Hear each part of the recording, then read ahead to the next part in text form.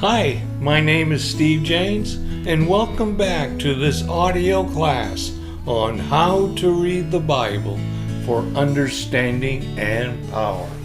This is the More Abundant Life Podcast, episode number 366, Supernatural Living, Part 3.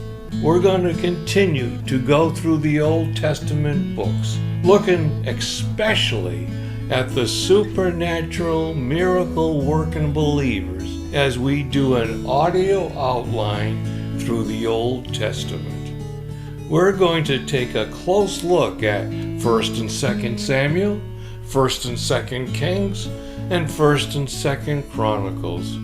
We will look at the different points of view. One point of view from a human point of view, and another from a godly or from God's point of view. The next thing we're going to look at is Kings, 1st Kings. What I'm doing is I'm going in order of the books of the Bible and just pulling out the different Old Testament believers and how they walked with tremendous power, how they had supernatural power and ability to take care of needs that were in their lives.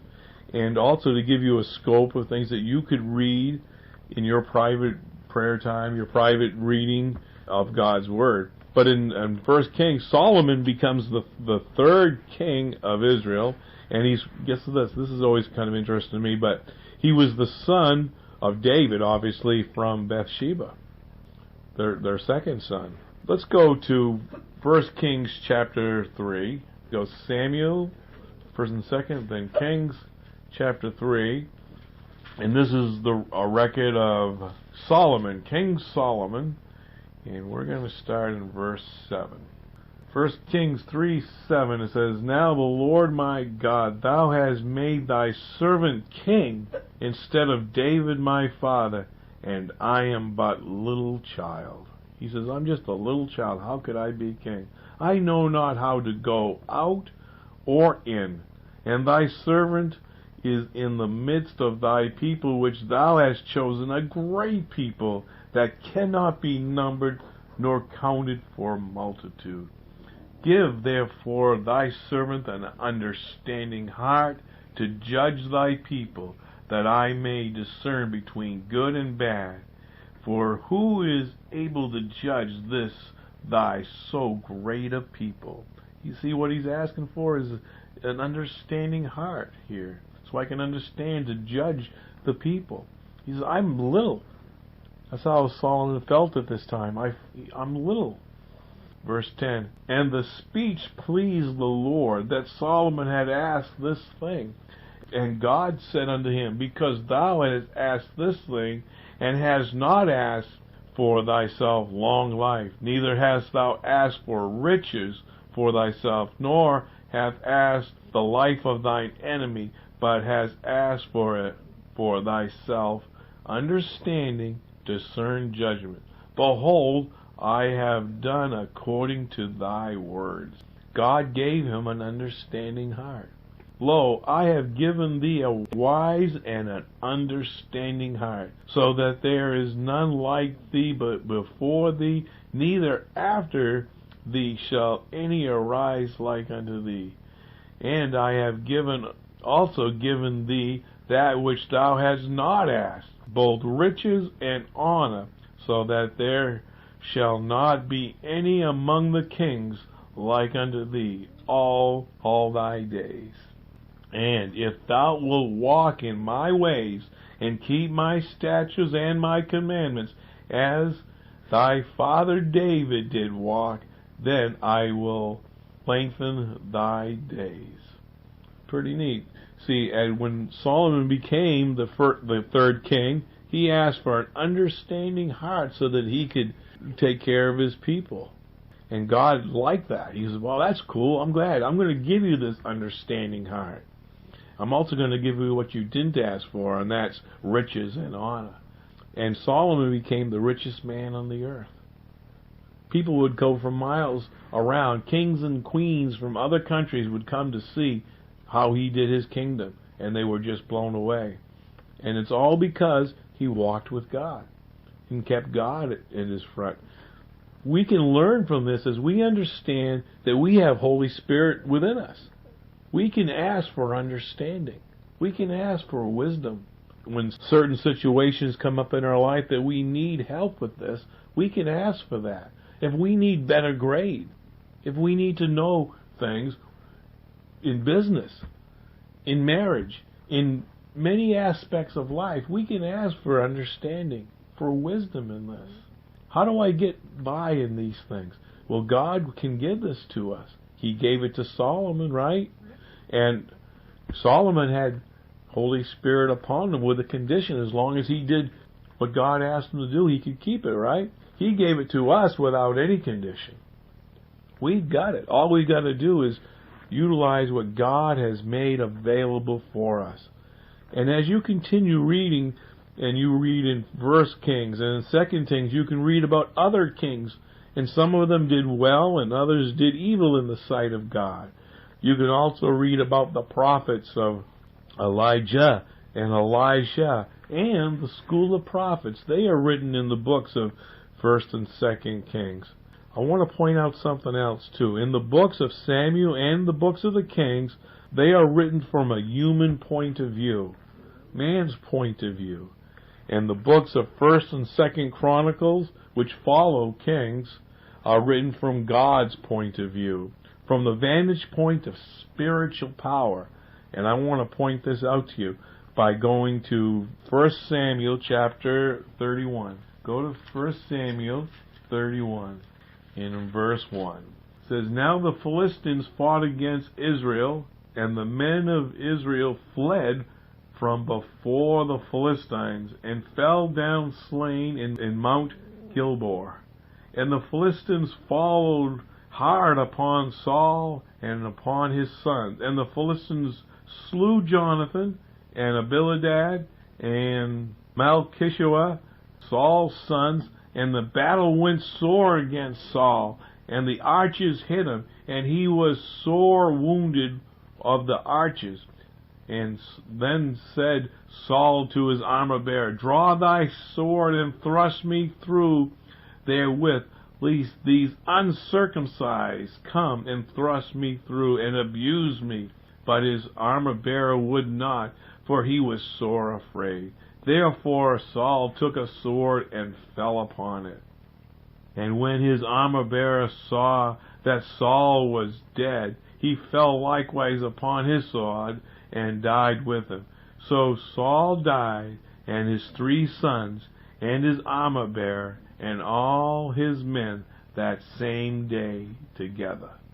As you read this record, you see this is the end of Saul's life, and that Saul is fleeing from the Philistines, and the war is not going well for him. They get close to him, and he asked his armor-bearer if he would kill him so that they wouldn't abuse him, but the archers got him. You see, a very human, a very physical thing going on. Now let's go to 1 Chronicles chapter 10. Now it goes Kings and then Chronicles. 1 Chronicles chapter 10.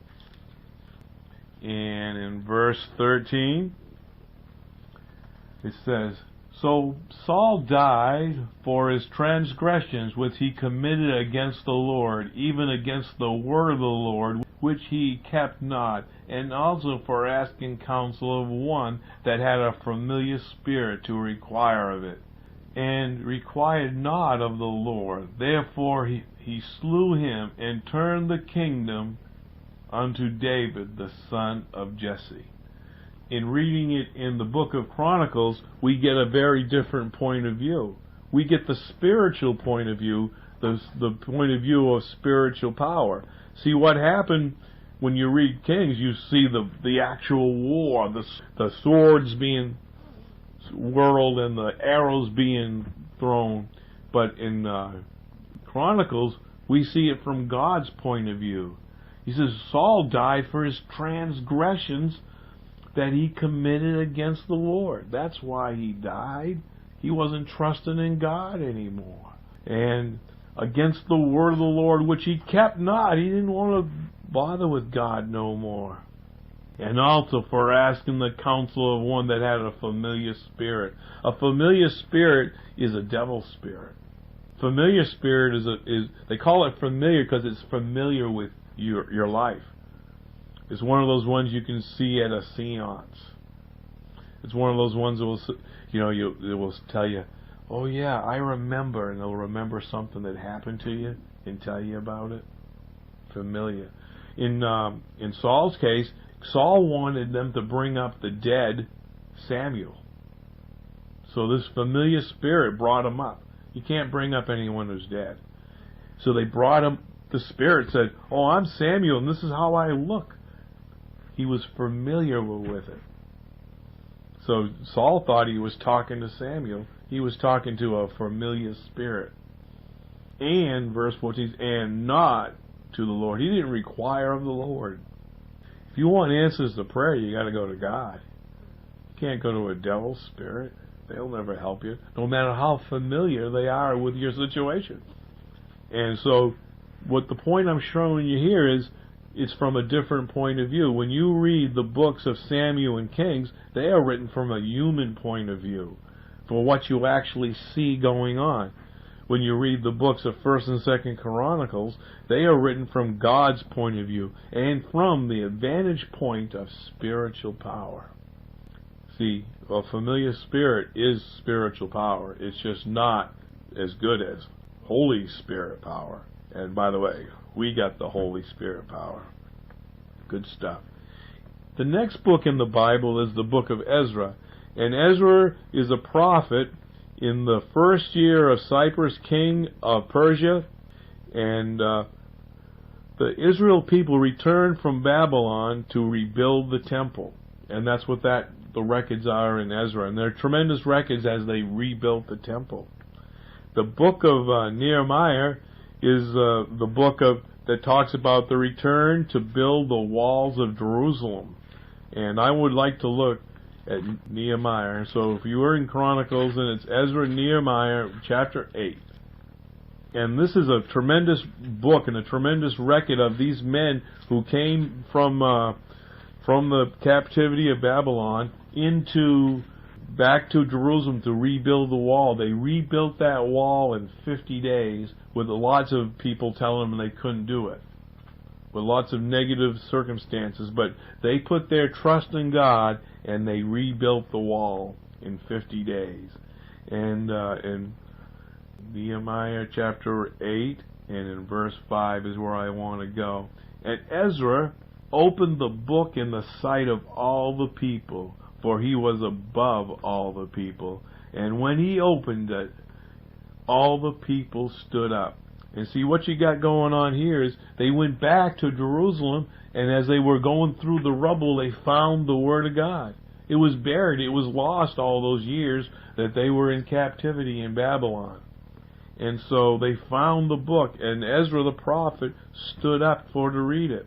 And Ezra, in verse 6, blessed the Lord, the great God, and all the people answered, Amen, Amen, and would lifted up their hands, and they bowed their heads and worshipped the Lord with their face to the ground. Let's go to verse 8. It says, so they read in the book, in the law of God distinctly, and gave them the sense, and caused them to understand the reading. And that's what I'm trying to do in this class, is open up this Word of God so that you can understand it. And we're going through the Old Testament now on an outline, just the outline of it, so that you yourselves could pick it up and start to read it and get blessed as well and have an understanding. And this syllabus could be like something you could go over to help you to read the Old Testament. But they stood up, and he read the law of God distinctly and gave the sense and caused them to understand the reading. Now let's go to verse 13, and it says, and on the second day were gathered together the chief of the fathers of all the people, the priests and the Levites, unto Ezra the scribe, even to understand the words of the Lord, words of the law. They were reading what Moses wrote and other stuff and getting blessed with that And they were just very blessed with it. Just a great time for them. They were glad to understand the words of God. They were blessed. They were no longer in captivity. They were able to get that word of God and to read it. The next book in the Bible is the book Esther. And she was an Israelite. She was selected as the new queen of the Persian king. She was in a position to be able to help the people of Israel. And with the help of Mordecai, her uncle, she was able to build her believing. She was able to build her believing and trust God to save her people from death and save the Christ line. It's a short book. It's an easy book to read. This king of Persia, his wife, he called his wife, said, "Come on over to see me." And she refused, and she was no longer queen. He wielded a lot of power, and he could get rid of his wife this quickly. Just got rid of him. And then he says, "I want a new wife." Kings back then had more than one wife. And so they got all the women of the whole area, the whole kingdom, to come before him to see if they could be his wife. And they purified him. They did a lot of ceremony and stuff that you can read about. And here this woman, Esther, was chosen to be his wife, to be the new queen. But even though she was the queen, he didn't have to see her if he didn't want to.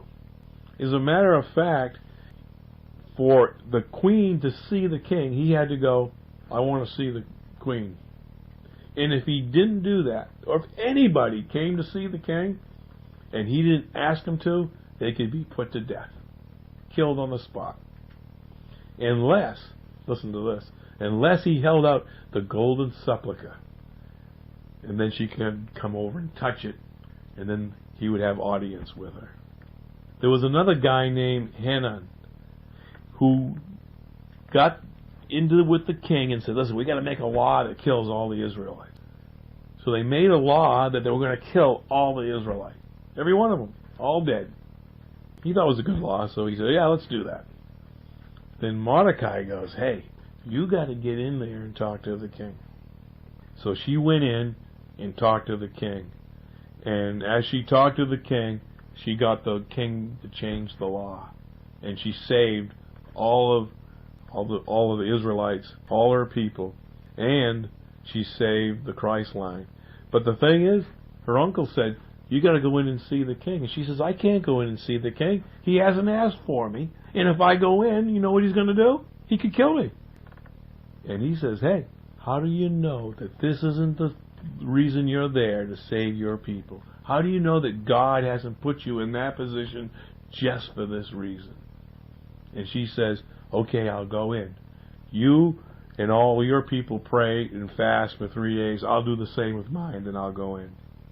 And so she went and stood before the king, and the king looked over and was pleased and held up the sepulchre. She went over, touched it, came in, and the record unfolds, and she saved all of the Israelites' people. But the thing is, that was great, but it also saved the Christ line. Saved the Christ line. Pretty wild, pretty neat, huh? But that's a wonderful, and it's an easy a book to read, and it's a fun book to read as you continue to read. Go to Job, Job chapter 1. The very next book is the book of Job. And I'm going to just read a little bit of this. In chapter 1, verse 1. "There was a man in the land of Uz whose name was Job, and that man was perfect and upright, and one that feared God and eschewed evil. And there were born unto him 7 sons and 3 daughters. And his substance also was 7,000 sheep and 3,000 camels, 500 yoke of oxen, 500 she-asses, and a very great household, so that this man was the greatest of all men in the east. And his sons went and feasted in their houses, every one his day, and sent and called for their 3 sisters to eat and to drink with them. And it was so, when the days of their feasting were gone about, that Job sent and sanctified them, and rose up early in the morning, and offered burnt offerings according to the number of them all. For Job said, It may be that my children have sinned, and cursed God in their hearts. Thus did Job continually. See, what Job is doing here, he was afraid for his sons. He was afraid for them, and so he was offering sacrifices for them. Because it might be that they've sinned. They might be that they've sinned. Now, let's go to verse 13. And there was a day when his sons and his daughters were eating and drinking wine in their eldest brother's house. And there came a messenger unto Job and said, The oxen were plowing, and the asses feeding beside them, and the Chaldeans fell upon them and took them away. Yea, they have slain the servants with the edge of the sword, and I only am escaped alone to tell thee. See, Job was a very rich man, the richest in all East. Back in the lands and times of the Bible, it was an agricultural society. It wasn't the industrial age, it was the agricultural age. And so to have all these animals and stuff meant you were very wealthy. And he was very wealthy. God had prospered him, but now he is concerned about his children. He's concerned that they might be sinning.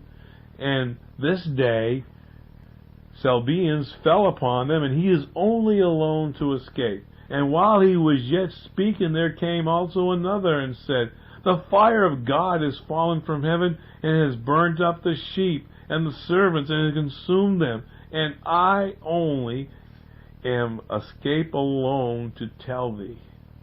And while he yet spake, there came also another and said, The Chaldeans made out 3 bands, and fell upon the camels, and have carried them away, yea, slain the servants with the edge of the sword, and I only am escape alone to tell thee. And while he yet spake it, there came another and said, Thy sons and thy daughters were eating and drinking wine in the eldest brother's house, and behold, there came a great wind from the wilderness, and smote the 4 corners of the house, and it fell upon the young men, and they are dead, and I only am escape alone to tell thee. What a terrible day he's having. Matter of fact, I don't know of any worse day for any man to have besides the one that Jesus Christ had.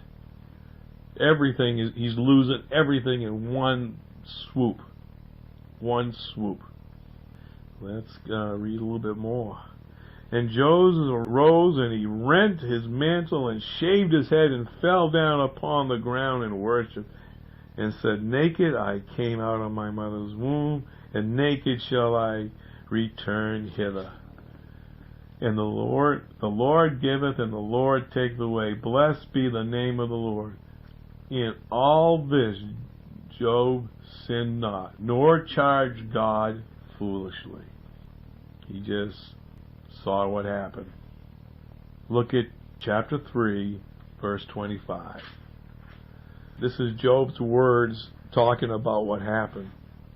He says, For the thing which I greatly feared is come upon me, and that which I was afraid of is come unto me. We should never be afraid, but instead trust and believe in God's care for us. What hurt Job in his life and his family was just forgot about God. He believed in God. He believed that God was real, but he didn't believe in God's care for his family and for himself. He didn't put his complete trust in God. See, we should never be afraid. We should be fearless in our day and time. We've got Holy Spirit. God's our God. God will not let nothing happen to you. He won't. As long as you believe that. As long as you have that confidence and trust in God. Long life, prosperity, they are ours. But if you're worried about it, if you're fearful about it, then you're not believing God. That's the lesson that you can see in Job. But I want to go to Job 42. Job 42, verse 10. And the Lord turned the captivity of Job when he prayed for his friend. Also the Lord gave Job twice as much as he had before. God always has a way out. God always has a way out. When you read the book of Job, you will see a man that had it all, lost it all, and got it all back, plus twice as much. He didn't get his same children back, but he got children again. And you know what? If Job is raised, he's going to have twice as many children.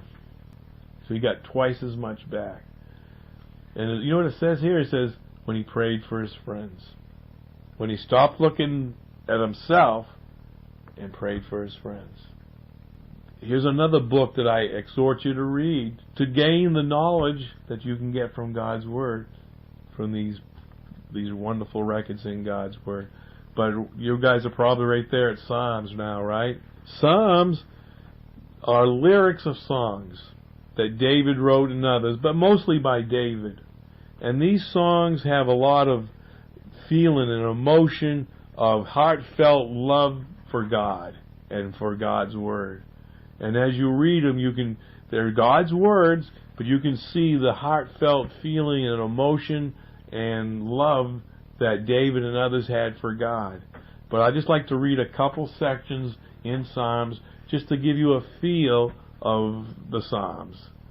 And that's hard to do in a real quick outline, but we'll read a little bit here.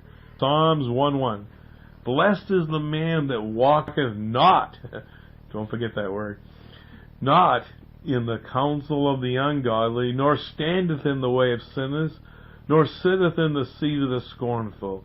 You know, those are the guys that reject God, talk negatively about God, who have a better idea than God. That's what he's talking about. Don't hang out with those guys all day. He says, but his delight is in the law of the Lord, and in his law does he meditate day and night. Meditate doesn't mean to get in a lotus position on the floor with your hands locked together. Meditate just means to consider, to think about God and His Word, day and night.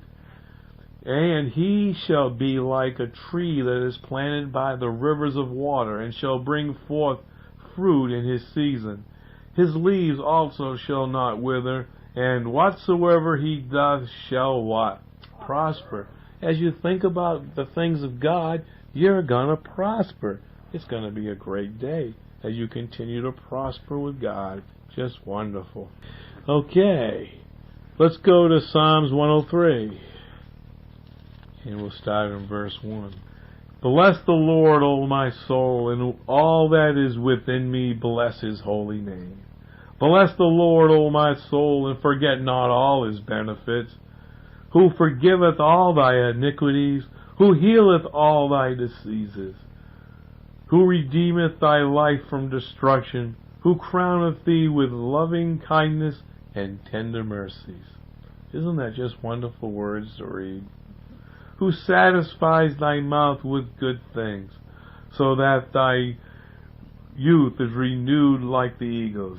The Lord executeth righteousness and judgment for all that are oppressed. He made known His ways unto Moses, His acts unto the children of Israel.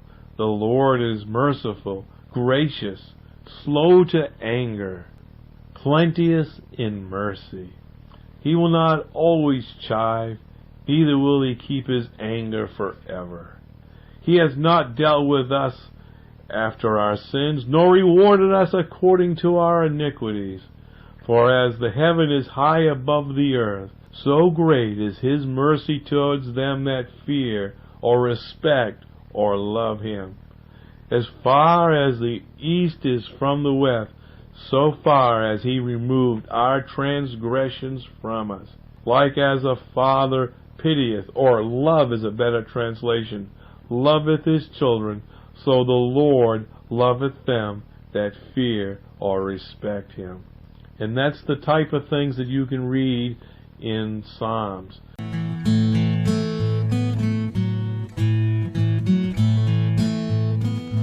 In the next episode, we're going to continue with the book of Proverbs, all the way through to the end of the book of Malachi. The next book in the Bible are the Gospels, which we've already looked at, and we'll continue to look at through this class.